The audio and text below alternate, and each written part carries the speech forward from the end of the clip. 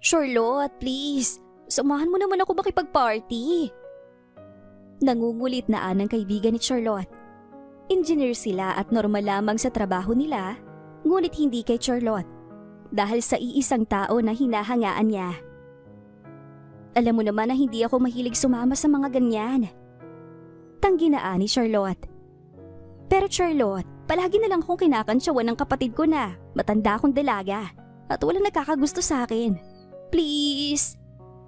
Nagmamakaawang ng kaibigan niya. Kapwa pa wala na kasi sa kalendaryo ang edad nilang dalawa, kaya't gano'n na lamang kung mainis ito.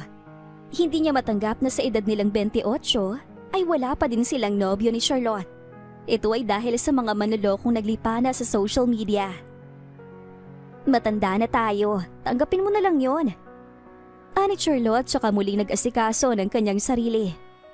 Hapon na noon at pauwi na din sila. Ayaw niya naman pabayaan na lamang basta ang kaibigan. Tawagan mo ako kung anong oras. Ani Charlotte. Sige po, Miss Crowell.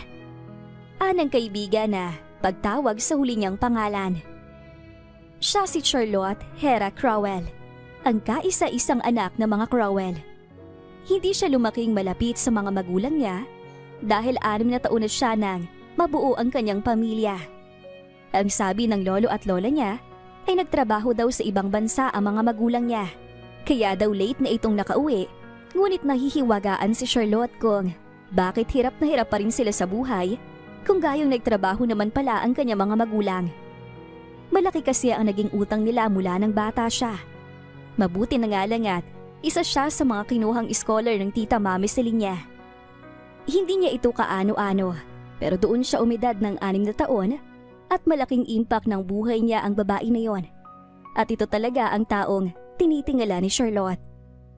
Bilang engineer ay dapat nasa maganda na siyang katayuan. Pero dahil tumutulong siya sa pagbabayad ng utang nila, ay sakto lang talaga ang natitira sa kanya. Kumuha siya ng maliit na kondo upang hindi na umuwi sa bahay nila. Gumagawa na noon ng vegetable salad si Charlotte nang makatanggap siya ng tawag mula sa tita Mami niya. Sabik niyang sinagot ang tawag nito. Tita Mami! Sabik na ani Charlotte. Ito din ang pinakarason kung bakit nagkondo si Charlotte na pinagbabawalan kasi siya ng kanyang pamilya na makausap ang tita Mami niya. Ito daw kasi ang dahilan kung bakit hanggang ngayon ay malayo pa din ang loob niya sa pamilya niya. Sorry honey, ngayon lang ako nakatawag. Nabisi ako kakaayos ng mga mahalagang bagay. Ang magandang mukha ng Mami Celine niya ang bumungad sa screen. Malapit nang mag-senior ang tita Mami niya, ngunit para pa din itong nasa 30s lang. Matandang dalaga na ang tita Mami niya at hindi na ito nakapag-asawa pa. Okay lang po, namiss ko kayo. Vegetable salad ang kakainin mo? Wala ka bang pera? Nag-aalalang ani Celine sa kanya. Meron po, kaya lang ay wala po ako sa mood na kumain ng meat. Nakangiting ani Charlotte. Hera anak, tatawagan ko si Dylan at padadalhan kita ng masarap na pagkain dyan. Kulang ang salitang bilyonaryo para sabihin ang estado ng buhay ng Mami Celine niya. Bagaman nasa probinsya ito, ay maayos pa din na tumatakbo ang mga business nito sa Manila. Sa tulong nga ni Dylan na sekretary nito. Naku, hindi na po. May istorbo ko na naman si Dylan. Hayaan niyo po siya makapagpahinga. Tsaka, baka may party din po akong puntahan mamaya, Mami. Ani Charlotte. Kayo po, maayos po ba kayo dyan? Tita Mami, gustong-gusto ko na po kayong makita. Mag-iipon lang po ako matapos ay dadalawin ko na po kayo. Ani Charlotte. Matapos ng ilang oras na pakikipagkwentuhan ni Charlotte sa kanyang ina-inahan, ay kaagad niya ding pinatay ang tawag nila. Nakatanggap siya ng mensahe mula sa kanyang kaibigan. Ayon dito ay susunduin na lamang siya nito gamit ang sariling kotse. Kaya't kaagad din na nag-asikaso si Charlotte ng sarili niya. Dahil party iyon ng mga kilalang tao, kaya't formal attire ang napili ni Charlotte na isuot. Light pink na dress ang sinuot niya. Silk ang tela noon at ang huling gamit niya noon ay nang mag-birthday siya. Iyon ang regalo sa kanya ng tita Mami niya at hanggang ngayon ay hindi niya pa din pinapalitan iyon. Yun lang din kasi ang kaisa-isang dress na meron siya. Silva, ano ka ba? Kanina ka patingin ng tingin sa akin. Ani Charlotte habang tinatahak nila ang daan papasok sa event. Wala nang tao sa labas at mukhang late na naman sila. Salamat na lang talaga kay Charlotte dahil tiyak na ito ang sasalo ng lahat ng atensyon ng mga tao doon. Huy, para kang baliw dyan. Singhal na ani Charlotte. Ito naman, napakasungit. Hindi ko lang maalis ang paningin ko sa'yo. Na napakaganda mo, Charlotte. 3 taon mo nang sinasabi sa akin yan. Ani Charlotte pagpasok nila sa malaking bulwagan, ay nangyari nga ang inaasahan ni Silva. Si Charlotte ang nakakuha ng lahat ng atensyon nila, kasama na si Draken Montero. Kilala din itong negosyante, at higit sa lahat ay habuli ng mga babae. Siyempre, ika nga nila ay lalaki lang at natutukso, kaya't pumapatol din naman si Draken. Oh, akala ko ba'y magbabago ka na? Biro sa kanya ng kaibigan niya habang nakapako ang tingin nito kay Charlotte. It's making me crazy. Pwede bang i-extend nag-araw ng pagiging bad boy ko? Nakangising ani Draken. Ang ganda ni Charlotte ay nakatawag ng atensyon ng mga kalalakihan. May isang binata na naglakas loob para lapitan si Charlotte, kaya't lalong nagka-interes si Draken sa kanya. Sinusubok niya ito kung kakagat ba sa pain ng malaking isda sa harap niya. Hey, what are you doing? Kunot ang noo na ani Charlotte nang akmang hahawakan siya ng lalaki. Hindi ako pumunta dito para manyakin mo. Subukan mo pa akong hawakan at manghihiram ka ng mukha sa aso. Singhal na ani Charlotte. Ganoon na lamang ang paghanga na naramdaman ni Draken para kay Charlotte. Ang ganda nito ay maihahalin tulad niya sa isang rosas. Nakakaakit ang ganda, ngunit matitinik ka kung bibiglain sa paghawak. I want her. I want her badly. Ani Draken. Magwawala ako kapag hindi ko na ikama yan. Birong aniya pa. Akala ng mga kaibigan niya ay talagang nagbibiro lamang siya. Kaya't nang magiya na ang mga ito na umuwi, ay nagpaiwan muna si Draken. Hihintayin ko matapos ang party. Aniya pa sa kanilang lahat ay si Draken lamang ang pinakamatibay pagdating sa alak. Hilong-hilo na ang mga kaibigan niya, samantalang siya ay nagsisimula pa lamang na mag-enjoy. Tuwang-tuwa din naman kasi siya habang pinapanood si Charlotte na umiinom. At sige sa pagtawa, halata na lasing na din ito. Ang mapungay nitong mata ang lalong umaakit kay Draken, kasabay ng paminsan-minsang pagtama ng spotlight sa mukha nito.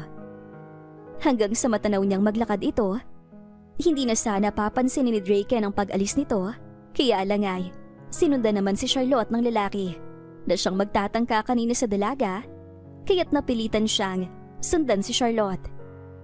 Pagdating sa CR ay magkatabi ang CR ng babae at lalaki. Ganoon naman talaga ang karaniwang setup ng mga comfort room. Inabutan niyang naroon ang lalaki sa tabi ng CR at mukhang inaabangan talaga nito si Charlotte. Humakbang ang lalaki nang palabas na si Charlotte at sa palagay ni Draken ay may balak talaga ito. Kaya't minabuti niyang tawagin ang pangalan ni Charlotte dahil iyon ang kanina niya pa nadidinig na tinatawag ni Silva sa dalaga. Napalinga ang lalaki at nagulat ito nang makita si Draken. Baby. Nakangiting ani Draken. Nagpanggap siya na nobyo ni Charlotte upang hindi na ito pagtangkaan ng lalaki. Ngunit umakbay din naman si Charlotte sa kanya. Doon nga ay nakumpirma ni Draken na madami na itong nainom. Baby? Naniningkit ang mata na ani Charlotte. May baby ba ako? Wala akong baby. Ayoko mag-asawa. Sasaktan niyo lang ako. Hindi na diretso kung manalita ang dalaga. Bagay na ikinatawa ng mahina ni Draken. Gandang-ganda talaga siya sa mukha ni Charlotte. Matutulog na ako. Sabi ng owner ng event, sa room 39 daw ako kasi yun lang daw ang bakante. Wika na naman ni Charlotte. Ayaw matukso ni Draken, kaya't hinayaan niya na lamang na mag-isang hanapin ni Charlotte ang kwarto. Kaya lang ay nakakatatlong hakbang pa lamang ito ay nabuwal na. Mabuti na lamang at mahahaba ang binti ni Draken na kaagad na nasalo si Charlotte. Napailing si Draken. Sandali lang naman, di ba? Pangungumbinsi na aniya pa sa kanyang sarili. Kinaragan niya si Charlotte habang alinga-alinga at hinahanap ang kwartong nakalaan para dito. Nang mahanap iyon ni Draken, ay kaagad siyang pumasok. Wala ngang laman ang kwartong yon. Kaya naman, nilapag niya ang lasing na si Charlotte. What now? Iiwan mo na lang ako dito? Nakapikit na wika ni Charlotte. Sige na, lumabas ka na. Ganyan naman kayo, di ba? Anitong nahalatang wala na sa kanyang sarili. Kaya nga hindi ako nagbo-boyfriend dahil sa mga manlolokong gaya nyo. Wika pa nito na kaagad na lamang ikinangiti ni Draken. At akmang lalabas na nang hulihin na Charlotte ang kamay niya at sapilitin siya nitong hinila. Ang mukha ni Draken ay napatutok sa pikit na mata ni Charlotte habang ang dalawang kamay ni Draken ay nakatuon sa magkabilang ulo na ni Charlotte. Dahan-dahan na inabot ni Charlotte ang malambot na labi ng binata. Ang kuryente ay kaagad na dumaloy sa katawan ni Draken, lalo na ang kamay ni Charlotte ay maglakbay sa kanyang likod. Lalaki lamang siya at para kay Draken, ang ganda ni Charlotte ay hindi niya matatanggihan. Ang kamay nito ay kaagad na gumapang sa ilalim ng damit na suot ni Charlotte. Sa lahat ng mga babaeng nakilala niya, ay mukhang kay Charlotte lamang siya bibigay. Marahil babaero siyang matatawag. Ngunit kahit kailan, ay hindi pa siya nakakagalaw ng babae. Ngayon pa lamang. Ang bawat pagdampi ng kanyang labi sa balat ni Charlotte, ang mas nagtutulak sa kanya upang makagawa ng kasalanan. Sumabay pa ang mararahang himig ng dalaga na tila ba nasisiyahan sa ginagawa niya. Nang tuluyang maalis si Draken ang saplot ni Charlotte, ay bumungad sa kanya ang magandang katawan nito. Hindi siya santo para hindi matukso. Dahan-dahang hinaplos ng kamay ni Draken ang nakatayong dibdib ng dalaga na halatang hindi pa nahahawakan ng kahit sino. Ang pawis ni Drake ay dahan-dahan na bumababa sa kanyang pisngi. Nagdadalawang isip pa siya ngunit inangkin na naman ni Charlotte ang kanyang labi. Sa pagkakataong iyon ay hindi na napigil ni Drake na pasukin ang makasalanang pinto sa mata ng Diyos. Umarko ang likod ni Charlotte at halatang hirap na hirap. Kunot ang noo, ngunit ang magandang mukha nito ay hindi man lang natinag. At mga alis na si Draken sa kanyang pwesto upang hindi na iyon ituloy, ngunit umakap sa kanya si Charlotte habang kagat ang ibabang labi nito. Gusto mong ituloy ko? Ani Draken. I'm thirsty. Ani Charlotte, kaya't hinagkan siya ni Draken at dahan-dahan na gumalaw sa ibabaw ni Charlotte. Mabagal, ngunit kapag nadinig niya ang himig ng dalaga, ay bibilisan niya. Walang plano si Draken na kahit ano. Kaya lang ay, hindi siya makaalis sa higpit ng yakap ni Charlotte. Sa huli, ay naipunla niya ang kauna-unahan niyang likido sa loob na makasalanang pinto na iyon. Habol hininga si Draken nang umalis sa ibabaw ni Charlotte, na ngayon ay tulog na tulog. Nasalo ni Draken ang noo niya. Huli na para magsisi pa. Nagawa na niya ang bagay na walang kapatawaran. Iniisip niya kung may nobyo ba si Charlotte. Ngunit siya ang saksi na kahit may nobyo ito, ay birhen pa ang dalaga. Tulad ng mga nakakasama niya, ay wala talagang plano si Draken na panagutan ito o kahit ano. Pilit niyang kinukumbinsi ang kanyang sarili na hindi niya naman ginusto iyon kung hindi pinilit lamang siya ni Charlotte. Ngunit ilang araw na ang nakakaraan ay hindi mawala-wala sa isip ni Draken ang magandang mukha ni Charlotte, maging ang mga naganap sa kanila ni Charlotte. Kaya naman, sinubukan niyang kumalap ng impormasyon tungkol sa dalaga. Ngunit sa kasamaang palad, ay nagulat na lamang siya na wala na sa Manila si Charlotte. At sa malinaw na detalye ay naglayas ito matapos malaman na dapat ay may lalaki na itong pakakasalan. Pero bakit siya maglalayas? Dahil ayaw niya? Ani Draken sa isip niya. Naging malaking palaisipan yon para kay Draken kung ano ang rason niya. At ang pinaka nabuo sa isip niya ay baka nabuntis niya ito. Natapos ang kanyang pag-iisip nang makatanggap ng tawag mula sa kanyang ama na nasa probinsya. Dad, alam niyo naman na Manila ang gusto kong lugar. Hindi ko kayang mabuhay dyan. Sa mga caretaker nyo na lamang ipaayos ang asyenda. Reklamo na ani Draken matapos siyang awitan ng ama na umuwi muna sa probinsya para asikasuhin ang malawak na lupa at pananim nila doon. Samantala, wala na noon ang kalasingan ni Charlotte nang magising sa kwarto. Masakit ang buong katawan niya at ramdam ang kirot sa pagitan ng kanyang hita. Ngunit nagawa iyong baliwalain ni Charlotte dahil wala siyang matandaan. Mabuti na lamang at naroon pa si Silva na nakasalubong niya sa hallway at mukhang ngayon pa lang din pauwi. "Girl!" ani Silva. "Kanina pa kita hinahanap. Akala ko nakaalis ka na." Ani to sa kanya. Hindi pinahalata ni Charlotte na may kakaiba sa katawan niya. Sa halip ay sumakay na lang siya sa kotse ni Silva at nagpahatid sa bahay ng mga Crowell. Papasok pa lang siya noon nang marinig niya ang pagtatalo ng daddy niya kaharap ang lolo at lola niya. "Si Hera na lang ang huling pag-asa para makabangon tayo." Anang ina ng daddy niya. Maayos din naman ang magpapangasawa niya kung sakali. Mayaman si Mr. Cuenca at mabait din naman. "Ma'am!" Nandinig ni Charlotte ang malakas na tinig ng daddy niya. "Hindi niyo tunay na apo si Hera, kaya't huwag niyo gawin sa kanyang ginawa niyo sa akin." Gulong-gulo si Charlotte noon at katagalan ay dahan-dahan na naliliwanagan si Charlotte. "Anak siya ni Hailey at dahil lamang sa pakiusap ni Celine, kaya akong tumayong ama sa kanya. Dahil sa kanila ni Hailey ay hindi natuloy ang pagsasama na dapat ay meron sa amin ni Celine." "Anak, ito na nga tama pagkakataon upang maisip mo yon. Hayaan mo siyang maikasal kay Mr. Cuenca." Anang ina ng daddy niya. Ganoon na lamang kung sumama ang loob ni Charlotte sa lola niya. Para bang mas napatunayan niyang wala talagang nagmamahal sa kanya. "Anak!" ani Hailey na nasa likod niya na pala. "Bakit hindi ka pa pumapasok?" Anang mami Hailey niya sa kanya. Kaya tipid nang umiti si Charlotte. Sumama siya sa mami niya papasok.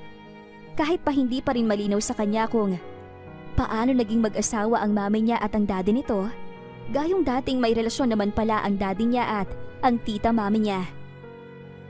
Pumasok si Charlotte sa kwarto niya. Dahil nga hindi siya malapit sa pamilya niya, nabuo ang kanyang desisyon na umalis na ng tuluyan sa kanilang bahay. Matapos niyang maintindihan ang totoong balak sa kanya ng mga Crowell. Nang mga sumunod na araw, ay nagkalakas na ng loob si Charlotte. Pasado 1:00 na noon ng madaling araw, nang maingat siya na humakbang palabas ng bahay nila. Pakiramdam niya ay pagkakataon na din yon upang dalawin ang tita mami niya. Lahat ng mga social media account niya ay isinara niya, maging ang numero ng cellphone niya ay pinalitan niya rin para tuluyan ng mawala ng koneksyon sa mga tunay niyang pamilya. Mahaba-haba ang naging biyahe ni Charlotte, pero na-enjoy niya naman iyon matapos bumaba ng eroplanong sakay niya. Bukod kasi sa pagdalaw sa tita mami niya, ay balak niya ring linawin ang lahat-lahat ng katanungan sa isip niya. Gusto niyang maliwanagan ang lahat, kahit na alam niyang masasaktan ng mami niya sa muli niyang pagbukas ng pinto sa dating relasyon nila ng daddy niya. "Hanggang dito na lang po ba talaga?" ani Charlotte sa jeepney na naghatid sa kanya sa arko ng probinsya, kung saan naroon si Celine. "Opo, may mga padyak dyan. O kaya naman ay karito na maaari niyo pong sakyan." Anang driver kay Celine. Naglakad siya papasok sa baryo. Wala pa noong kabahayan sa nilalakaran niya nang may bumusina sa likuran niya. "Hey!" Anang tinig sa kanya. Ngunit nang lumingon si Charlotte, ay ganoon na lamang kung mamutla ang lalaki. "Charlotte!" Anang lalaki sa kanya. Ang gulat niya ay ganoon na lamang dahil hindi niya naman kilala ang lalaking ito. "Sino ka? Paano mo ko nakilala?" Nagtatakang tanong niya, ngunit nagulat din ang lalaki dahil hindi siya kilala ni Charlotte. "Draken Montero, hindi mo ko matandaan?" Tanong pa nito kay Charlotte, ngunit umiling si Charlotte. Kaya't ang malawak na pagkakangiti ni Draken ay dahan-dahang nawala at malinaw na hindi natatandaan ni Charlotte ang lahat ng mga namagitan sa kanilang dalawa. Gusto mong sumabay? Ihahatid na kita pa uwi sa inyo para hindi ka na maglakad pa." Pag-iiba na lang ni Draken sa kanyang tanong kanina. Nagdalawang isip pa si Charlotte kung sasakay siya. Ngunit kilala naman siya ng binatang ito. At mukha namang mapagkakatiwalaan kaya sumakay na rin siya. Nahihiya pa si Charlotte kaya ang kanyang mata ay itinuon niya na lamang sa mga punong nadadaanan nila. Ngunit kung minsan ay hindi niya na din mapigil ang kanyang mga mata. Nalingunin ang gwapong binata na si Drake. Samantala, palihim naman na napapangiti si Drake dahil ang babaeng hinahanap-hanap niya ay hindi niya inakala na dito niya din pala matatagpuan sa probinsyang pinakaaayaw-ayawan niya. Kung hindi mo ko natatandaan, isa ako sa mga guest doon sa event nung nakaraang linggo. Ani Drake. Talaga? Hindi ko masyadong matandaan eh. Hayaan mo, baka matandaan din kita. Nakangiting ani Charlotte kahit na lamang nahihiya siya. Bakit ka nandito? Magbabakasyon ka? Ani Drake. Sandaling nilingon ni Charlotte ang binata. Nagdadalawang isip siya kung dapat ba niyang sabihin ang kanyang tunay na rason. Okay lang kung hindi mo sabihin. Pasensya na at naitanong ko pa. Ani Draken, tsaka na naman ngumiti. Naipit ni Charlotte ang labi niya. Tumakas ako sa amin eh. Ani Charlotte. Gusto nilang ipakasal ako sa lalaking. Agad? Putol na ani Draken tsaka na ipreno ang kotse at halata na gulat na gulat. Kakakilala niya lang kay Charlotte at nais niya sanang mas makilala ito. Kaya lang ay, kung ikakasal naman na ito sa iba, ay paano niya pa kaya ito makikilala? What do you mean agad? Ani Charlotte na napahawak sa braso ni Draken. Wala. Nahihiyang ani Draken kay Charlotte. Para siyang naging lutang kaagad. Kanino ka dapat ikakasal? Maya-maya ay muling pinaandar ang kotse. Napansin niya na nakatitig si Charlotte sa kanya. May problema ba? Muling tanong niya. Hindi sumagot ang dalaga sa halipay. Napangiwi si Charlotte nang dahan-dahan na manuot sa isipan niya kung sino ang binatang kasama niya ngayon. Ang bawat detalye sa kanyang isip ay para bang dahan-dahan na bumabalik dahil lang sa pagkakahawak niya ng braso nito. Naging napakaganda ng tinig nito para kay Charlotte. Kaya pinamulahanan si Charlotte ng pisngi. Dahil naaalala niya na sinubukan namang pigilan ng lalaki ang kanyang sarili na ang kining siya ng gabing yon. Kaya lang ay si Charlotte naman ang pumigil sa kanya. In short, ay ginusto niya na makuha ng binatang kasama niya ngayon ang virginity niya. Charlotte, tawag ni Draken sa kanya. Kaya't literal na nagtayuan ang lahat ng mga balahibo sa katawan niya. Ibaba mo ako. Please, ibaba mo ako. Uwi ka niya kaagad. Bakit? Okay ka lang ba? Tilalagnat ka ba? Bakit mapulang pisngi mo? Ibaba mo na lang kasi ako. Naiinis ng anang dalaga, kaya't kukurap-kurap na hinito na Draken ang kotse. Alis na! Umalis ka na! Ani Charlotte. Naguguluhan man ay umalis si Draken. Ayaw niya naman din kasing magalit sa kanya ang dalaga. Samantala, nagtanong-tanong na lamang si Charlotte sa mga taong nandoon kung saan nakatira si Celine. At sa 3 oras na pagtatanong, sa wakas ay narating niya din ang malaking bahay na may malaking itim na gate na nakaukit sa harapan noon ang apelidong Morrow ng tita mami niya. May doorbell doon na kaagad niyang pinindot. Ang mami Celine niya ang kaagad na bumungad sa kanya. Diyos ko, bakit ka nandito? Ani Celine sa kanya. Ang emosyon ni Charlotte ay bumugso sa kanyang puso. Hindi niya alam kung dahil lang ba sa pangungulila, kaya siya ganoon sa mami niya. Mahigpit na yakap kaagad ang binungad niya dito. Bakit ka umiiyak? Natatawang anang mami niya na emosyonal din. Namiss ko po kayo ng sobra. Ani Charlotte, may 2 kasambahay na siyang kumuha ng mga gamit niya. Para siyang bata na, ngayon lamang nakita ang tunay na ina. Nasa loob ang lolo mo, inaantay ka din niya sa araw-araw. Anang mami niya, tsaka pinahid ang luha niya. Ngunit hindi ito tumigil sa kakapatak. Tumahan ka na! Ani Celine. Pagpasok nila ay nagmano si Charlotte sa lolo niya. Baba, lalaga ka na. May nobyo ka na ba, iha? Biro na ng ama ni Celine. Itong si Charlotte ang kaisa-isang apo na tinuring niya. Kahit na lamang, hindi nila ito kaano-ano. Wala po, Lo. Wala po akong plano na mag-asawa. Kakamot-kamot na ani Charlotte. Nako, wag mong gayahin yang mami mo. Mahirap, iha. Kaaganda-ganda mo eh. Birong anang lolo niya. Daddy? Singhal na ani Celine sa ama na ikinatawa naman ito. Sige na at umakyat ka sa kwarto. Gagawa ko na makakain mo. Masiglang ani Celine. Matapos mag-asikaso ng nanay-nanayan ni Charlotte, ay umakyat itong muli upang tawagin na siya, ngunit inabutan niyang umiiyak pa din ito. Diyos ko, Hera, iha! Ano at sige pa din ang iyak mo? Ani Celine, ngunit yumakap lamang na mahigpit si Hera sa kanya. Hindi niya din malaman ang sarili niya kung bakit siya ganoon ka-emosyon. Gusto ko pong malaman, gaano po ba ako kahirap na mahalin? Umiiyak na tanong ni Charlotte. Siyempre hindi ka mahirap mahalin, anak. Malambing na ani Celine. Mami, ngayon po na malaki na ako at mauunawaan ko ng lahat. Ano po bang koneksyon niyo sa mami at daddy ko? Luha ang ani Charlotte. Huwag mo lang tanungin. Kalimutan mo na lang kung anong nalaman mo. Mami, please.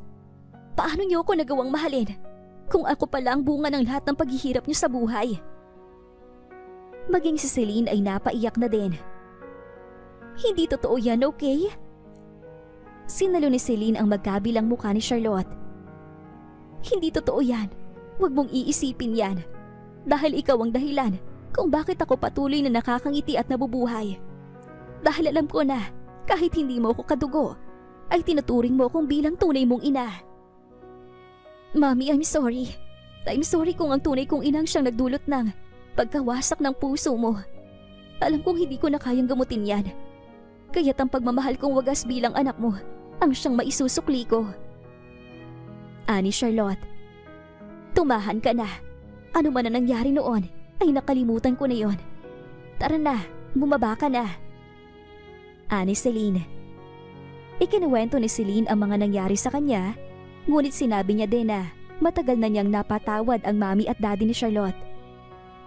Basta ang mahalaga ay masaya ka at nabubuhay ka sa mga bagay na alam kong ikasisiya mo. Ani Celine sa anak habang pinapanood itong kumain. Tila lalong kinain si Celine ang panghihinayang na sana pala ay sa kanya lumaki si Hera. Bakit po kayo nakatitig sa akin? Nakangiting ani Charlotte. Dahil nakakatulala ang ganda mo. Ani Celine sa kanya. Dinikit ni Charlotte ang kanyang ulo kay Celine. Talagang pagdating dito ay napakalambing ni Charlotte. Bagay na ikinaiinggit ni Hailey. Bagamang nasasabi niyang anak niya ito, ngunit ang puso naman ni Charlotte ay naroon kay Celine. Nga pala at ano at napunta ka dito? Natahimik si Charlotte. Mom, ngumiti siya kay Celine. Sabihin mo sa akin. Mom, naglayas po ako.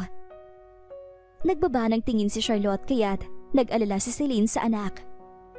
Ano? Bakit? May problema ba? Mom, calm down. Hindi naman po malaking issue.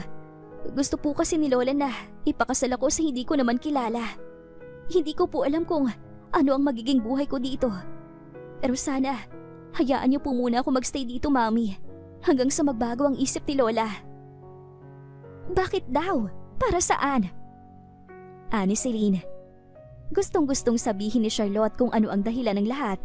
Ngunit ayaw niya naman na gamitin siya ng lola niya dahil tiyak na kapag nalaman ni Celine na dahil sa utang kaya siya ipapakasal, ay nasisiguro niya na ang mami niya ang magbabayad noon. Para daw po sa better future ko. Pero hindi naman po sumang-ayon si Daddy. Niyakap ni Celine si Charlotte ng mahigpit. Tila umuusbong na naman ang galit sa puso niya. Matapos niyang gawin sa anak niya, gusto niyang pati kay Hera? Nagbubunga nga si Celine kinagabihan dahil sa sama ng loob. Hinaan mo lang ang tinig mo. at baka magising ang anak mo at marinig ka niya. Nag-aalalang wika ng daddy ni Celine, lingid sa kaalaman niya na gising pa si Charlotte at nakikinig sa kanya. Hindi niya ba naisip na kaya kami humantong sa ganito ng anak niya ay dahil gusto din niyang bigyan ng better future ang anak niya? Kahit na alam niyang kasal na to sa akin. At ngayon, si Charlotte naman ang gusto niyang kontrolin? Gaano ba siya kawalang puso? Tila maiiyak na ani Celine. Umagos ang luha sa pisngi ni Charlotte. Napakarami ng pagkakataon na napatunayan niya kung gaano siya kamahal ng kanyang nanay-nanayan. Ngunit patuloy pa rin siyang natatouch sa tuwing naririnig niya na pinahahalagahan siya nito. Sana po, kayo na lang ang naging magulang ko. Siguro, sobrang saya natin. Aniya pa sa kanyang sarili. Kinaumagahan, ay marahan na pagyugyog ang gumising kay Charlotte. Good morning! Nakaupo ang mami Celine niya sa kanyang kama. I wish I could see you forever like this, Mom. Ani Charlotte. Sana nga anak, gusto ko din na gisingin ka ng ganito. Ani Celine. Tayo na sa ibaba, may dalang kesong puti si Drake. Namilog ang mata ni Charlotte. Sino po? Si Drake anak, apo ng kaibigan ng lolo mo. Pinauwi muna ng daddy niya dahil sa mga lupa nilang walang nag-aasikaso. Masakit ang buong katawan ni Charlotte nang bumangon siya. Ngunit hindi niya iyon pinahalata sa mami niya hanggang sa makababa sila sa sala. At doon nga ay abala sa pakikipagkwentuhan ng lolo niya sa pamilyar na figura. Kung hindi lang masela ng apo ko, irereto kita sa kanya. Kaya lang ay mukhang walang balak na mag-asawa. Malakas na napatawa ang lolo ni Charlotte na mukhang nilalakad na nito si Charlotte sa binata.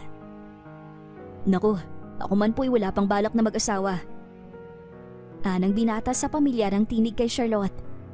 Nang luminga ito sa gawi nila, ay ganoon na lamang kung malaki ang pareho nilang mata. Magkakilala kayo? Anang mami ni Charlotte at kapwa iisa ang sagot nila. Hindi, bakit parang magkakilala kayo? Tawang-tawa na ani Celine. Mom, naglalambing na ani Charlotte para tigilan na siya ng ina. Siya rin lang po at single naman si Tita Celine. Bakit di na lang po sila ni Daddy ang magkasundo? Grade 3 pa lang po ako nang mabalo si Daddy. Baka po. Tumigil ka Drake at baka huling dalaw mo na to. Tumigil ka Drake at baka huling dalaw mo na to. Pananakot na ani Celine habang nakataas ang kilay. Oo nga pala, sabi nitong si Drake ay bisitahin natin ang hasyenda nila. Gusto mo ba anak? Ani Celine. Pwede naman po para hindi po tayo gaanong magkulong dito. Ani Charlotte. Sabik na nagayak si Charlotte habang si Drake naman ay naghintay sa ibaba. Okay na sana ang plano, kaya lang ay nagkaroon ng emergency call sa resort na pag-aari nila Celine, kaya't hindi siya makakasama, pati na ang daddy niya na bumisita sa hasyenda ng mga Montero. Susunod ako, pangako. Ani Celine na nagmamadali. Bakit daw po? Ani Charlotte. Basta anak, o Drake, ikaw na munang bahala kay Charlotte. Sa'yo ko na siya muna pa nagkakatiwala. Ingatan mong anak ko ha? Bili na ani Celine. Sa huli ay silang ang dalawa ni Drake ang tumungo papunta sa hasyenda. Naiilang ka ba sa akin?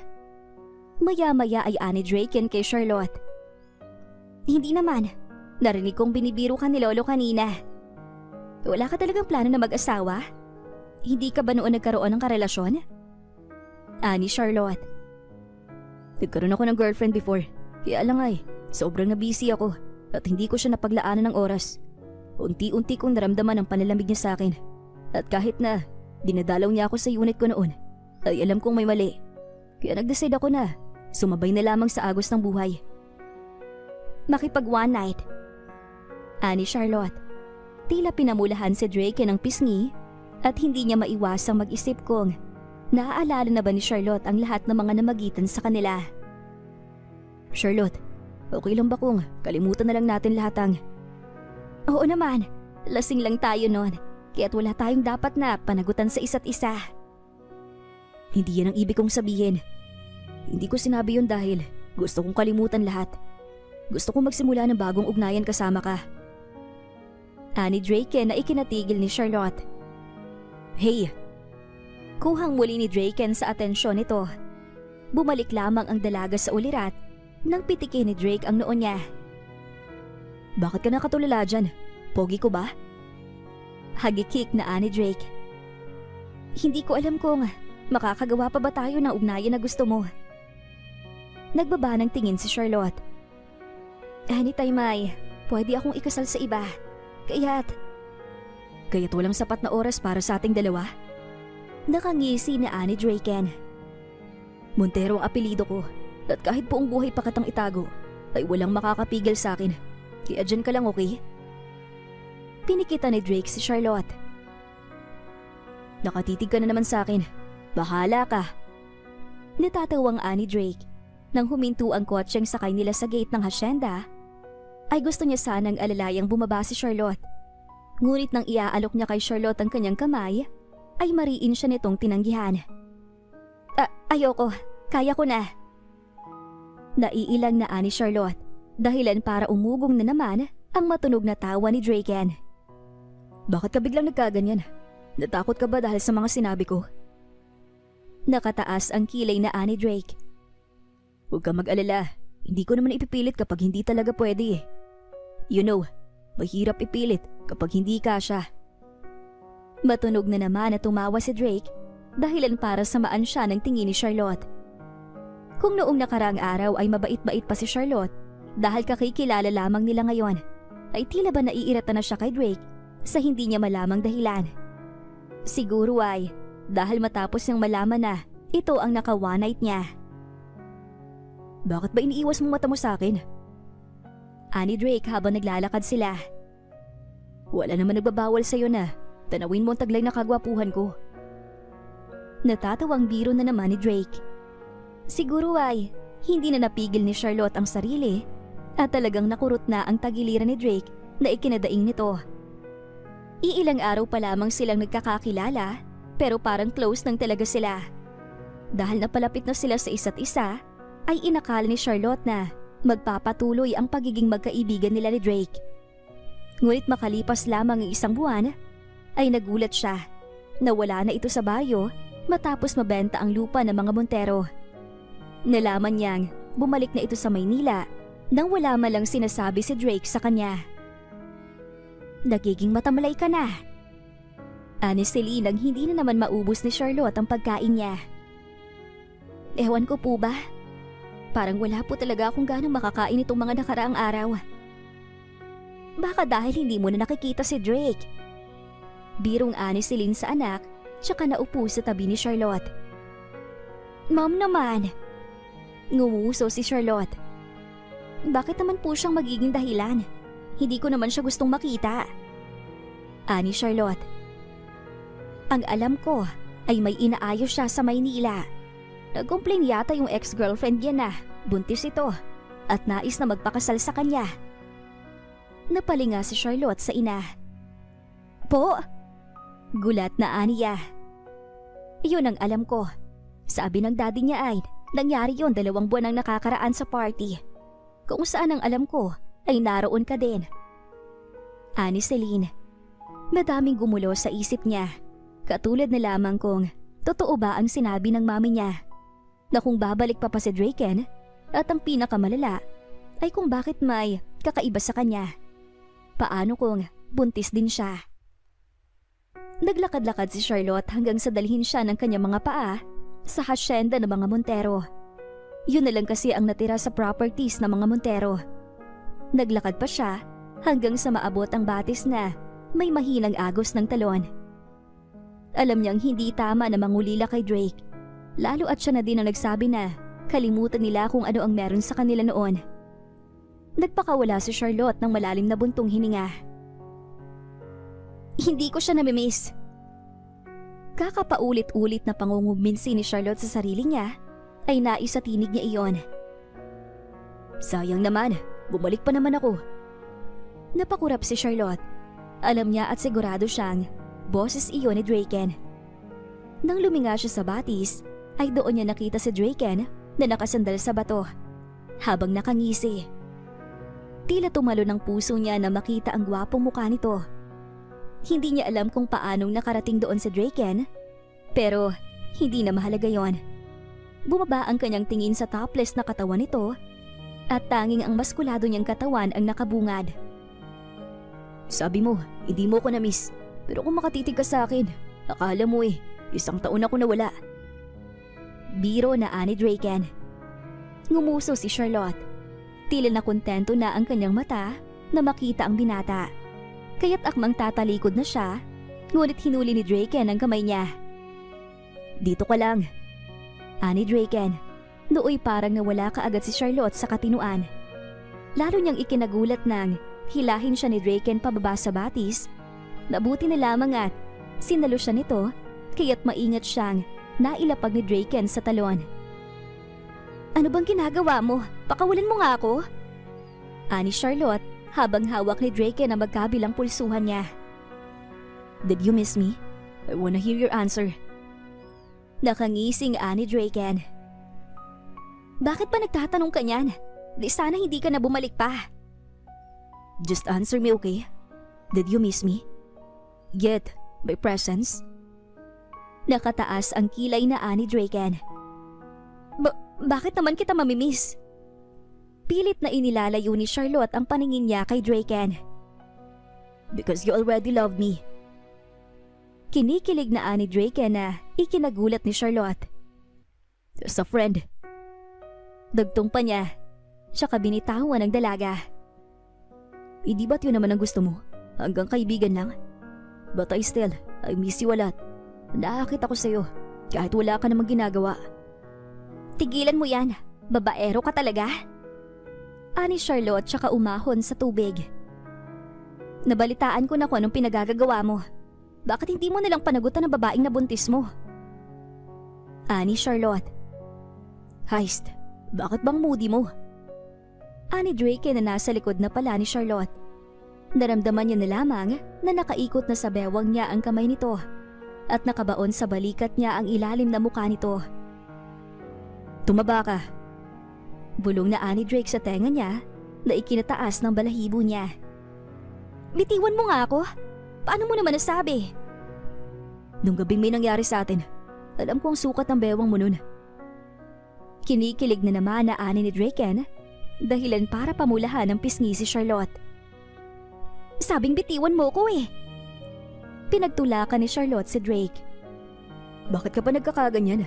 Dahil ba nalaman mo yung tungkol dun sa ex ko? Huwag ka mag-alala dahil hindi naman totoo yun.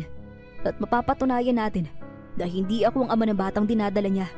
Kung sasabihin mong ikaw ang kasama ko ng gabing yun. Lalong naitulak ni Charlotte si Drake.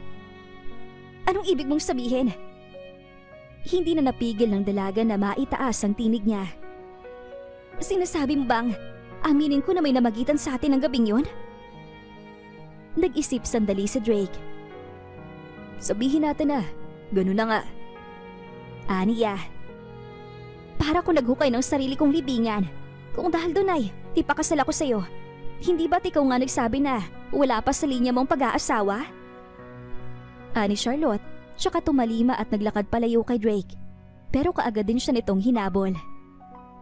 Ayaw mo? Bahala ka, ikaw din. Hindi mo na ako makikita. Oras na maikasal ako sa kanya. Mas gugustuhin ko na lang na maikasal sa'yo, no? Napahinto si Charlotte sa paglalakad. Kung hindi mo naman pala siya gusto, bakit hindi mo nalang sabihin na ayaw mo sa kanya? Bakit kailangan mo pa akong isama? Alam mo, nakakainis ka. Bakit ang slow mo? Nakangising wika ni Drake. Alam kong alam mo ang sagot ko dyan. Ayaw mo lang intindihin. Dahil gusto mong marinig yun mula sa bibig ko. Dahil gusto kita. Ikaw ang gusto ko, okay na? Nakangiti pa din na ani Drake. Huwag mo nga akong pagtripan. Naiinis na ani Charlotte pero binigyan siya ng mabilis na halik ni Drake. Kung pwede lang ako magpaghahasa sa'yo, mapatunayan ko lang na sinasabi ko. Ginawa ko na. Ani Drake. Sige, bigyan mo ako ng dahilan. Anong dahilan mo at nagustuhan mo ako? Ani Charlotte. Di biglang tumibok eh. Anong gagawin ko? Kasalanan ko bang maakit sa'yo? Kaya pumayag ka na. Pangungulit na ani Drake. Hindi malaman ni Charlotte kung kikiligin ba siya o ano. Hanggang sa makauwi siya pabalik sa bahay nila, ay ang mga binitawan pa din na salita ni Drake ang laman ng isip niya. Pakiramdam ni Charlotte ay talagang gustong-gusto niya na nakikita si Drake. Wala sa ulirat na napahawak si Charlotte sa tiyan niya. Matagal-tagal na din mula nang mapansin ni Charlotte ang mga pagbabago sa kanyang katawan. Isa na doon ang pagiging matamlay niya. Ngunit nagbabago ang timpla niya kapag nakikita si Drake. Kaya't nabuo ang kanyang pasya na subuking mag-pregnancy test. Gagawin ko lang naman to upang malinawan ako. Wika ni Charlotte sa kanyang sarili. Ngunit paano ko mag-positive? Anong gagawin ko? Anong magiging plano ko? Sasabihin ko ba kay Drake na buntis ako? Makakaya ko bang buhayin ang batang to? Kaya bang gawin ang ginawa ni Mami Celine noon? Para sa akin na mag-isa lamang? Gulong-gulo si Charlotte sa kanyang sarili habang dahan-dahan na pinapatak ang likido sa PT. Nang makita ni Charlotte ang resulta ng kanyang pregnancy test, ay nasalo niya ang kanyang bibig dahil positive ang resulta. Buntis ako? Aniya, magkahalong takot at saya ang nararamdaman niya. Kahit nakaakibat noon ang mabigat na responsibilidad. Lalo at wala pa sa isip ni Drake na mag-asawa. Hindi niya nga masyadong sineseryoso ang mga sinasabi ni Drake kanina. Kahit na marami siyang isipin, ay mas inisip niya pa rin ang buhay na nasa sinapupunan niya. Kaya naman sa halip na istresin ang kanyang sarili, ay pinagdasal niya na lang na sana ay hindi mali ang lahat ng mga desisyong gagawin niya. Hanggang sa sumapit ang panibagong umaga, nagising siya sa malakas na tinig ng lalaki mula sa ibaba. Pamilyar iyon, at kung hindi siya nagkakamali, ay boses iyon ng kanyang daddy. Alam mo bang, halos mabaliw na kami kakahanap sa kanya? Tapos hindi mo malang nasabi na nandito ang anak ko? Malakas at galit ang tinig ng daddy ni Charlotte. May mga bagay na hindi dapat bigyan ng dahilan, Rico. Umalis ka na. Hayaan mo magbakasyon si Hera dito. Hindi sinabi ni Celine ang totoong dahilan ni Charlotte kung bakit ito naroon sa Siargao. Dahil sa pagmamahal sa anak-anakan niya, ay mas pinili ni Selena mag-away sila ni Rico. Sige, konsintihin mo siya para magkaroon na naman ng pagkakataon si Hailey na sumbatan ka dahil hindi mo naman anak si Hera. Akmang bababa na si Charlotte sa sala para pigilan ang mami at daddy niya. Ngunit malakas na sampal ni Celine ang nabungaran niya na ikinabiling ng pisngi ng kanyang daddy. Wala kang karapatan na sabihin sa akin yan. Bakit hindi siya pumunta dito? Personal ko siyang kakausapin at ipapamukha ko sa kanya na anak niya lang na tinatawag si Hera. Ngunit hindi niya alam ang tunay na nararamdaman ng anak niya. Wala ka ding alam sa kung anong kinalalagyan namin ngayon. Bankrupt ang kumpanya at baon kami sa utang dahil sa unos na iniwan mo sa amin. Ang lakas ng loob mo para sabihin sa akin yan? Eh ako, anong iniwan mo sa akin? Hirap kayo ngayon. Kaya't ang anak ko ang gusto niyong pagbayarin sa kasalanang kayo naman ang gumawa. Hindi mo siya anak. Malakas na sigaw ni Rico, bagay na sumampal sa mukha ni Celine. Kaya't nagtatakbo si Charlotte pababa. Daddy, leave her alone. Huwag mong bastusin si Mami. Ani Charlotte. Kung ayaw mo mambastos ang mami mo, ay sumama ka sa akin. Dad, hindi ko din pwedeng pakasalan si Mr. Cuenca. Kasi po buntis ako. Nagbaba ng tingin si Charlotte. Umalis na kayo. Hayaan niyo na lang ako dito. Ani Charlotte. Kalokohan! Sino ang ama na pinagbubuntis mo? Ani Rico. Siguradong ako. Anang tinig mula sa labas. Sabay-sabay silang napalingon kung saan naroon si Draken. Wala pa talagang plano si Charlotte na sabihin ang lahat kay Draken. Ngunit paano niya pa itatanggi? Gayong narinig na pala nito. Anong pinagsasasabi mo, anak? Hindi makapaniwala na ani Celine kay Charlotte. Buntis po ako at si Draken po ang ama, ma'am. Masyado pong komplikado kaya't hindi ko na kaya pang ipaliwanag. Yun po ang rason kung bakit hindi ako pwedeng magpakasal kay Mr. Cuenca. Ani Charlotte. Sa hiya nito ay nagtatakbo ito paakyat sa kwarto.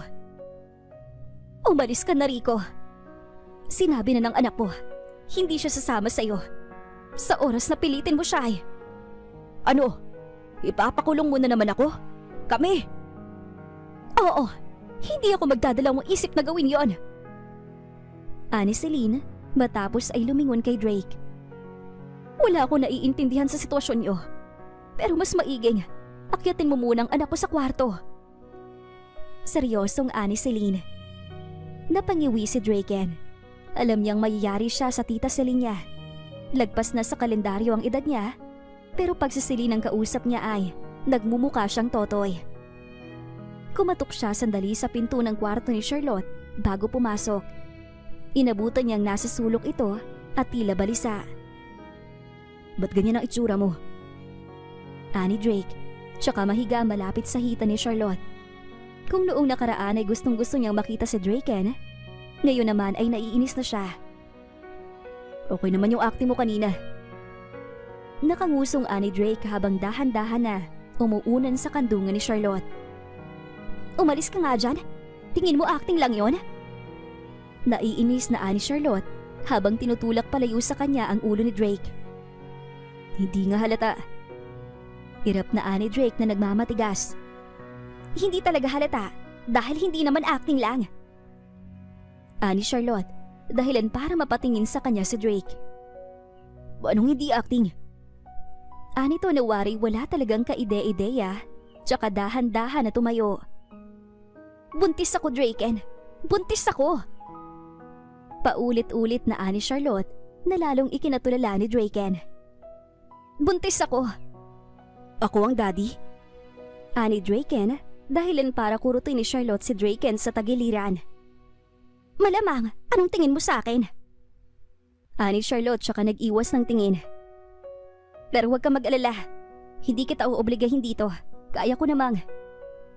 Hindi na ituloy ni Charlotte ang kanyang sinasabi nang kurutin ni Draken ang pisngi niya. Puro kakalokohan. Anong gusto mo? Ilayo sa akin ang anak ko? Tinutok pa ni Draken ang mukha niya kay Charlotte.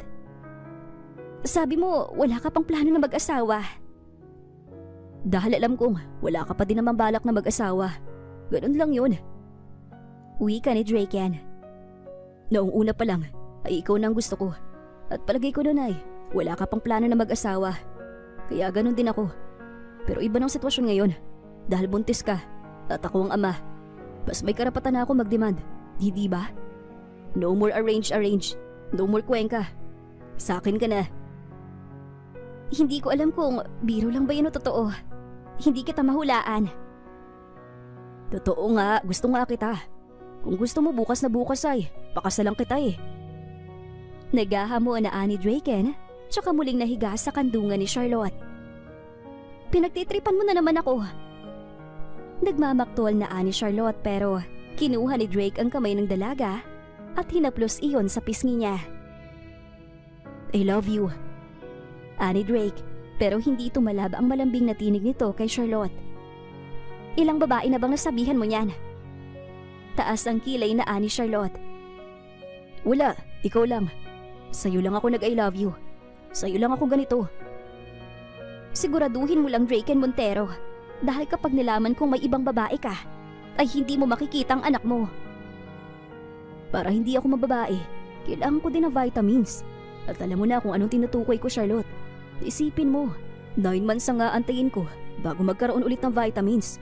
Baliban na lang kung patitikimin mo ko kahit nandyan na si baby sa tummy mo. Buisit ka? Manya ka talaga. Naiinis na ani Charlotte, pero natawa lamang si Drake ng malakas. Naputo lamang ang kasiyahan nila nang ipatawag sila ni Celine sa sala. Mami, hindi naman po na siguro kailangan idetalye kung paanong nabuo ang baby sa tiyan ko.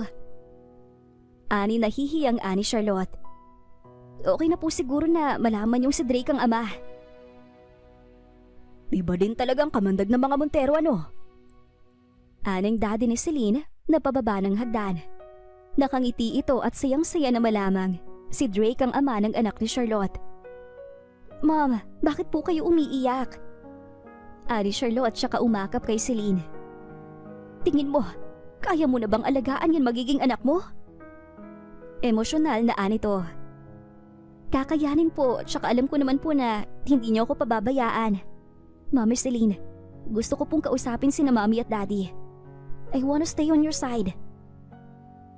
Tumango si Celine, tsaka tumingin kay Drake. Siguruhin mong hindi mo iiwanan ang anak ko.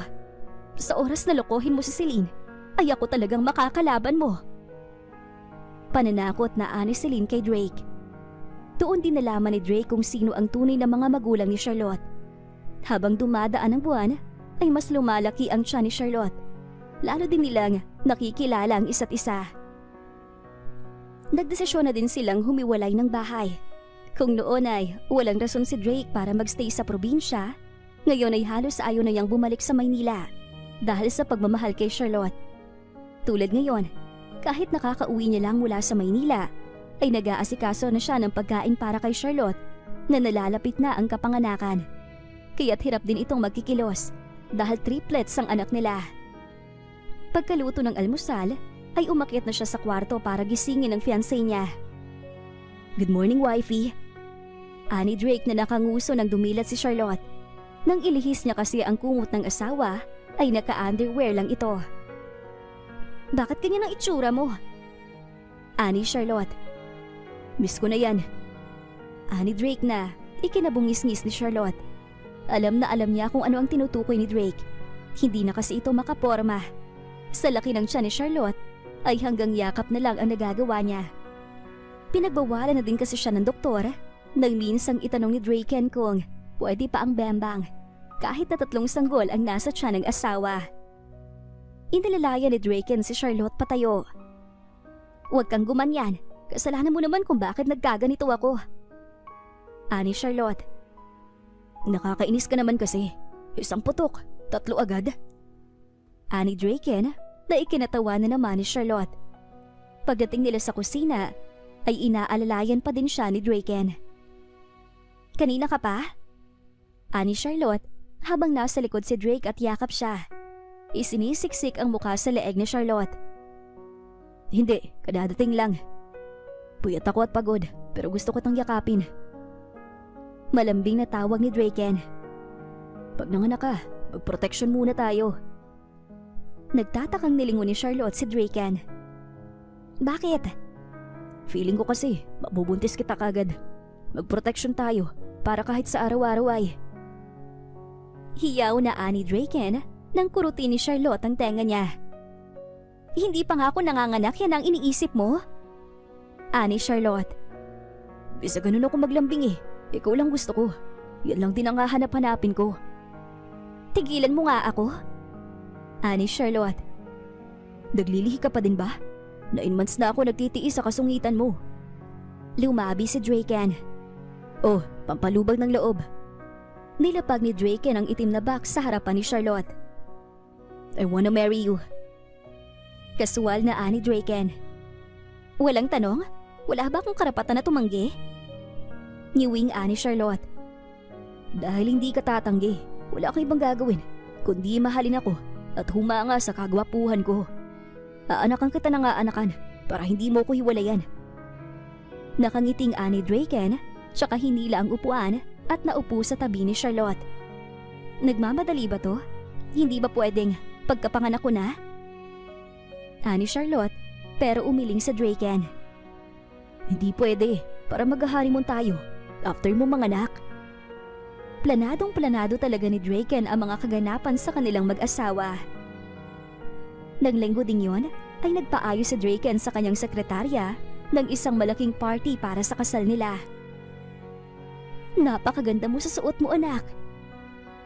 Siyang-siya si Celine na makita ang anak niya na ikakasal na. Sayang nga lang at wala dito ang mga tunay na magulang ni Charlotte. Kahit na pinadalhan niya naman ito ng imbitasyon. Siguro ay nahiya dahil sa huling tagpo nila ni Rico. Isa ito sa pinaka-espesyal na araw sa buhay mo. Kaya't maging masaya ka, okay? Ani Celine. Inaayos na noon ang buhok ni Charlotte ng mga hairstylist na kinuha ni Draken. pati na ang beige na mahaba niyang wedding gown.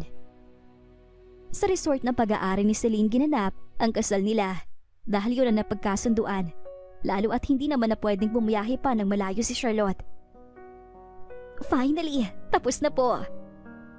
Saad ng makeup artist kay Charlotte nang mailapat ang lipstick sa labi nito. Naglakad sila palabas dahil ilang minuto na lang ay magsisimula na ang kasal. Nang makalabas sila, ay bumungad ang napakagandang papalubog na araw malapit sa dagat. Nakapila ang mga upuan na nababalutan ng puting silk na tela kung saan nakaupo ang mga malapit na kaibigan ni Drake. Sa gitna naman ay may nakalatag na green na tela kung saan siya dadaan. May disenyong mga sariwang bulaklak sa magkabilang gilid nito. Kumapit si Charlotte sa mami at lola niya na siyang maghahatid sa kanya kay Draken hanggang sa makarating sila sa kinatatayuan ni Drake. Nagmano ito kay Celine at sa ama ni Celine. Diyos ko, talagang balak mong pahirapan ang anak ko? Kinagagalitan ni Celine si Drake. Alam mo namang hirap na hirap si Charlotte. Aba talagang, hindi mo pinagpaliban ang kasal nyo? Nagkakaintindihan naman na po kami ni Charlotte. Ngiti-ngiti na ani Draken. Pakakasalan ko po ulit ang anak nyo sa oras na mailuwal niyang anak namin. Ani Draken. Mom, this is our wedding. Ani Charlotte kaya't hindi na kumibo pa ang mami ni Charlotte. Bahalin mo iho ang apo ko. Nakangiting anang lolo ni Charlotte. Gwapo ko? Maya-maya ay ani Drake, hindi na niya nahintay na puriin siya ni Charlotte. You look wonderful too, wifey. Aniya pa. I can't wait till Simulan na ba natin? Maya-maya ay anang pari na siyang magkakasal sa kanila. Sa susunod ay wag na kayong magmay kapag naglambingan. Madaming single dito. Nandiyan din ang mami ni Charlotte. Anang pari na ikinatawa nilang lahat. Late na napagtanto na kanina pa sila nadidinig ng mga tao dahil nakatutok sa kanila iyong mic. Nang magsimula ang seremonyas hanggang sa papatapos, ay naging maayos naman ang lahat. Ngunit ang i-anunsyo na ng pari na halika ng bride ay tila ba nang iinsulto talaga ang tadhana. Palapit na kasi ang labi noon ni Drake nang maramdaman ni Charlotte ang pagputok ng panubigan ni Charlotte. Drake, manganganak na yata ako. Diyos ko, hindi yata anak. Manganganak ka na talaga. Ani Celine. Kaagad na kinalaga ni Drake si Charlotte pasakay ng kotse. Pinasamahan na lamang ni Celine sa dalawang kasambahay sina Charlotte dahil si Celine ang magagayak ng damit ng mga bata. Oh, ano at nakatulala ka dyan? Ani Celine nang datnan ang manugang na si Drake sa ospital na tila problemado. Natatakot po ako. Nanganganak na po si Charlotte. Siyempre buntis siya eh. Aral yan sa'yo, kaya mag-isip-isip ka kung pararamihin mo pang anak mo. Mamaya quadruplets naman ang magiging anak nyo. Diyos ko, patawarin ka. Kawawa naman ang anak ko. Ani Celine na pilit pinatatawa si Drake. Maya-maya lamang ay lumabas na ang doktor. Sandali, kayo bang nagpaanak kay Charlotte? Gulat na ani Drake. Hindi, bago mga lakang asawa nyo, ay nag-request siya na baka pwedeng babae ang magpaanak sa kanya at baka daw magwala ang asawa niya. Nakangiting anang ng lalaking doktor. Nakahinga ng maluwag si Drake. Mabuti na yun nagkakaintindihan. Aniya pa. Maya-maya lamang ay inilabas na si Charlotte sakay ng stretcher. Okay ka lang ba? May gusto ka bang kainin? Ani Drake, siya na ang naguhat kay Charlotte pababa sa kama kung saan naroon sa pribadong kwarto na inukupan nila. Ang mga bata muna kayang silipin mo. Ani Charlotte, pero umiling lang si Drake. Nandun na si Mommy, dito lang ako sa tabi mo. Ani Drake habang hawak ang kamay niya. Thank you. Sincero na ani Drake. Para saan? Nangihina na ani Charlotte. Actually, naisip ko na kanina ang mga anak mo. Sila ng pinakamahalagang regalo na natanggap ko sa buong buhay ko. Akala ko ang gusto ko lang mabuhay at magpakasaya. Sa alak at babae. Pero nung dumating ka sa buhay ko, doon lang ako naliwanagan. Gusto ko palang mabuhay na kasama ang babaeng gustong gusto ko. Gusto ko palang alagaan ang mga anak ko. Marami akong gustong gawin. Kasama ka. Ani Draken. Makakasama mo ko. Huwag ka mag-alala. Ani Charlotte. Aba dapat lang, yung mga gustong umagaw sa'yo. Re-regaluhan ko kahit 10 babae. Huwag lang ikaw ang agawin nila. Hindi mo ko ipagdadamot? Ani Charlotte. Hindi, kahit ipagdamot kita. Kung gusto mong sumama, wala akong magagawa. Kaya ang gagawin ko, di ko na lang sila palalapitin. Malakas na tumawa si Drake. Nagdaan pa ang mga panahon. Madalas pang magstay ang triplets na sina Davian, Caliber at Caspian sa bahay nila Celine kesa sa sariling bahay nila. Hindi ka ba nagsiselos? Halos hindi na natin nakakasama ang mga anak mo. Ani Charlotte nang katatapos lang maligo. Kung gusto mo, magdagdag pa tayo. Ani Drake na nasa likod na pala ni Charlotte. Anong magdagdag? Nakita mong iilang buwan pa lang yung mga bata eh. Singhal na ani Charlotte, ngunit hindi naman nagpa-apekto si Draken. Sa halip ay, iginiya niya pa nga si Charlotte sa kandungan niya. Sabi mo, namimiss mo sila. Kakahiram nga lang nila mami kanina eh. Feeling ko dahil dumating yung 3 sa buhay natin, nabawasan ang pagmamahal mo sa akin. Nagdadrama na ani Drake. Hindi totoo yan. Ani Charlotte.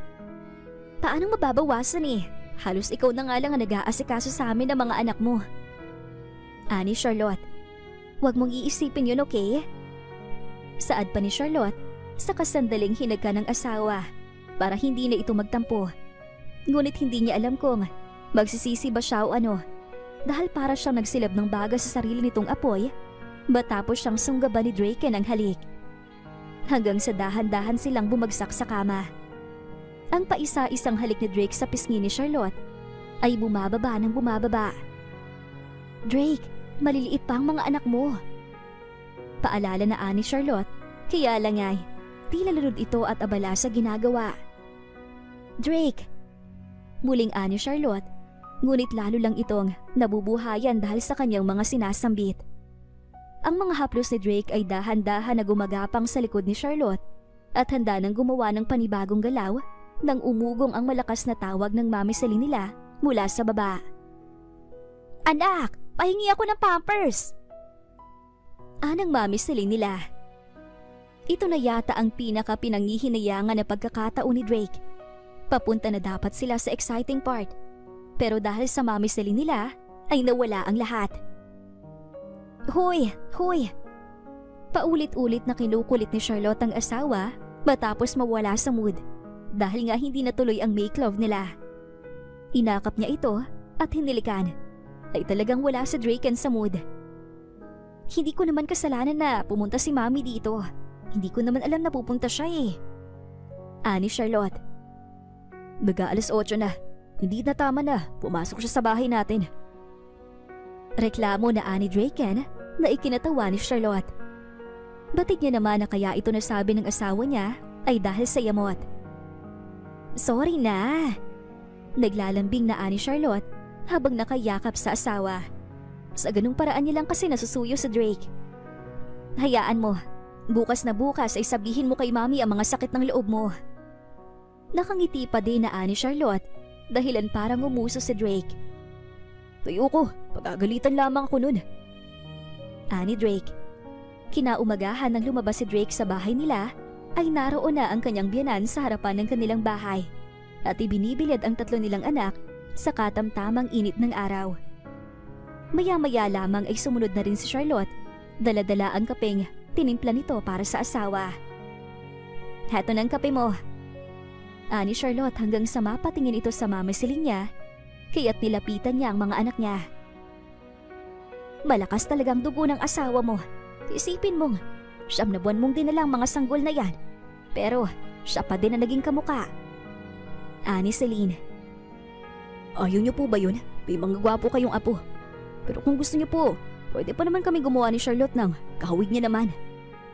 Ani Draken, kaya't nilingon siya ni Celine na may masamang tingin. Ma'am, biro lang. Just in case na pumayag kayo. Ngiwing ani Drake na ikinahigikik ni Charlotte. Nilapitan niya si Draken at hinaplos ang balikat nito. Oo nga pala, hindi ba't may sinasabi ka kagabi? Sabihin mo na para malaman din ni Mommy. Malambing na ani Charlotte. Ano yon? Ani Celine at talagang sinili pa ang magiging reaksyon ni Draken. Wala po yun. Nagpapasalamat lang po ako at talagang tinututukan yung mga anak ko. Matamis na ngumiti si Draken. Bakit parang hindi naman ganun ang narinig ko kagabi? Ani Charlotte, kaya't marahan siyang siniko ni Drake. Gumawa na lang tayo ng almusal para kay Mami at Lolo. Kaysa chinichisis mo ako dyan. Ani Drake, tsaka marahan na hinila si Charlotte. Nagtulong sila sa pagluluto ng almusal hanggang sa makarinig sila ng ibang tinig mula sa labas. Charlotte, nandito ang Mami at Daddy mo! Ani Celine. Sandaling tiningnan ni Charlotte ang asawa. Sige na, ako natatapos ito. Ani Draken. Hindi na din kasi lingid sa kaalaman niya ang sitwasyon ng mga magulang ni Charlotte at sa palagay niya ay hindi siya nararapat upang makialam doon. Mabuti naman po at napadalaw kayo. Ani Charlotte, halos mag-iisang taon na siya dito sa Siargao at ngayon lamang siya nadalaw ni Hailey. Pasensya ka na kung ngayon lamang kami napunta dito ng daddy mo. Pasensya na rin kung hindi kami nakapunta nung kasal ka. Ani Hailey. Okay lang po, nandito po si Mami Celine na umaalalay sa akin. Kayo po, kamusta na po kayo? Ani Charlotte. Maayos naman kami kahit papaano. Wala ka bang balak na umuwi na sa atin? Ani Hailey. Nag-iwas ng tingin si Charlotte at lumukot ang kanyang mga mata. Kung hindi ayos lang naman, naiintindihan ko. Ani Hailey na siyang tunay na ina ni Charlotte. Mami, I'm sorry po kung nasasaktan ko kayo sa sasabihin ko. Pero gusto ko pong maging totoo sa inyo at maging klaro ang lahat. Ani Charlotte. Mahal ko po kayo ni Daddy bilang magulang ko. Ngunit ang tanging hiling ko lang po sanay, hayaan niyo ako mabuhay sa paraan na gusto ko. Matanda na po ako at nasa tamang edad na. Bukod doon ay, bumubuo na rin ako ng sarili kong pamilya. Gusto ko pong magstay kasama si Mami Celine. Naiintindihan ko. Ani Hailey, pagkaman nakangiti ito, ay mahihimigan ang lungkot. Sinilip ni Hailey ang mga anak ni Charlotte. Okay lang ba kung kausapin kita? Ani Hailey kay Celine. Sa tagal ng panahon, ay ngayon lamang sila nagkausap. Naglakad si Celine at Hailey sa labas habang si Rico naman ang siyang nag-alaga muna sa tatlong anak ni Charlotte. Ito pa lang ang unang pag-uusap natin makalipas ang 3 dekada. Wika ni Hailey na nakatingin sa sikat ng araw. Tama ka. At sa 3 dekada na yon ay napakarami na nangyari sa pagitan natin. Gusto kong malaman kung napatawad mo na ba ako? Ani Hailey. Nakangiti ng lingon ni Celine si Hailey. Naghilom na ang sugat ng puso ko nung nakaraan at wala nang dahilan pa para patuloy na magtanim ng sama ng loob sa iyo. Matagal na kitang pinatawad, Hailey. Ani Celine. Walang ano-ano nang biglang yakapin ni Hailey si Celine habang umiiyak ito. I'm sorry. Patawarin mo ako sa lahat na nagawa ko sa iyo. Ani Hailey. Ngumiti si Celine at tinapik ang likod nito. Siguro ay ito na ang kabayaran ng lahat ng mga kasalanan nagawa ko sa iyo. Ang mapalayo sa akin ang anak ko. Mas gusto ka niya kaysa sa akin, kahit na ako naman ang tunay na ina niya. Kaya naman Celine, ipinagkakatiwala ko na sa iyo si Charlotte. Pakiusap, wag mo siyang pababayaan. Alam kong sa piling mo ay magiging masaya siya. Ani Hailey. Hindi na nagtagal pa si Rico at si Hailey matapos makausap si Celine ay nagpaalam na rin sila paalis. Kaya hindi na din sila nakapag-usap ni Drake dahil ito ang nag-aasikaso ng pagkain. Sa paglipas ng mga araw, linggo at buwan, ay tila mas kumukulay ang buhay ni Charlotte at Drake. Ngunit habang papalaki ang tatlo, ay tila hindi na nasisihan si Drake, lalo na sa pagiging istrikto ng tatlo pagdating sa mami nila. Hindi ba't may kanya-kanya na kayong kwarto? Bakit ba dito pa kayo natutulog sa kwarto namin ng mami nyo?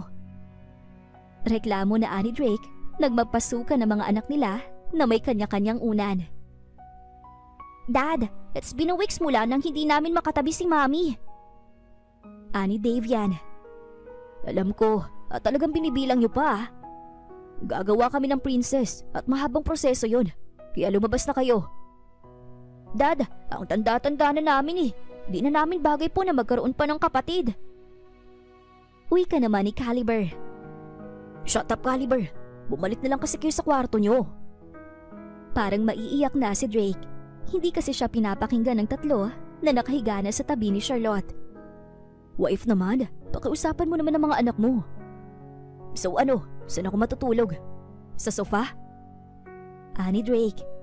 Sige lang, siguruhin niyo lang na hindi mahimbing ang tulog niyo ah. Magigising na lang kayong nasa labas ng bahay. Pananakot pa na ani Drake, tsaka kumuha ng comforter at naglatag sa sahig. Masamang masama ang loob niya, kaya't nakatalikod siya kina Charlotte ng mahiga. Hindi niya mawari kung dapat niya bang ipagpasalamat na triplets na lalaki ang naging anak niya o ano. Oo nga at napaka-protective nito pagdating sa mami nila. Pero tila hindi naman tama na pati ang pagiging asawa niya ay nalalagyan na ng boundary. Ngunit sa kabilang banda ay ipinagpapasalamat niya din dahil ganito kamahal ng mga anak niya ang mama nila. Bagay na hindi niya nagawa dahil maagang binawi sa kanya ang nanay niya. Pikit na noon si Drake at pasado alauna na rin ang madaling araw. Ngunit hindi pa din dinadalaw ng antok si Drake. Kung minsan ay sinisilip niya si Charlotte, ngunit tila tulog na ito.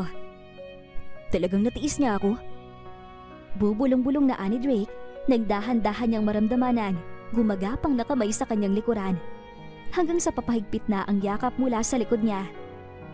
Nang lingunin niya yon, ay si Charlotte na nakangiti. Nagtatampo ka sa amin ng mga anak mo? Ani Charlotte, pero siniringan lang siya ni Draken. Nagagawa mo pang umiti dyan, habang ako ay nandito at nilalamig. Iyang mga anak mo namimihasa. Ani Drake, nawari nagtatampo talaga. Gusto lang naman na magpalambing sa asawa. Bumingis-ngis na naman si Charlotte. Hindi ko kasalanan yan, pinamihasa mo sila. Sinabi ko na sa'yo na baka dumating sa punto na magsisi ka dahil akong tinatabihan nila. Maliban doon, ay ikaw din naman na gumawa sa kanila at namanan nila sa'yo lahat pati ugali mo. Ani Charlotte, gawa tayo ng bago?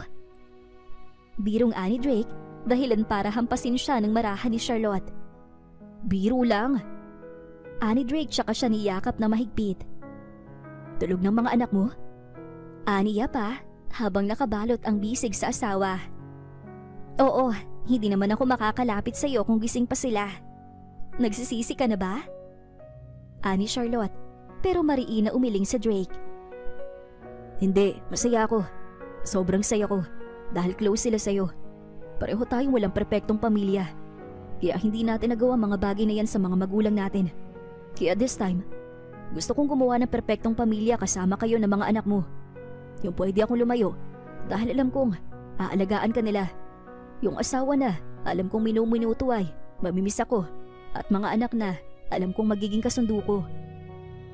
Oo Drake, basta wag kang magbabago. Ikaw lang din ang pangarap kong makasama na buo ng perpekto kong pamilya. Ani Charlotte, tsaka siniksik ang kanyang sarili kay Drake.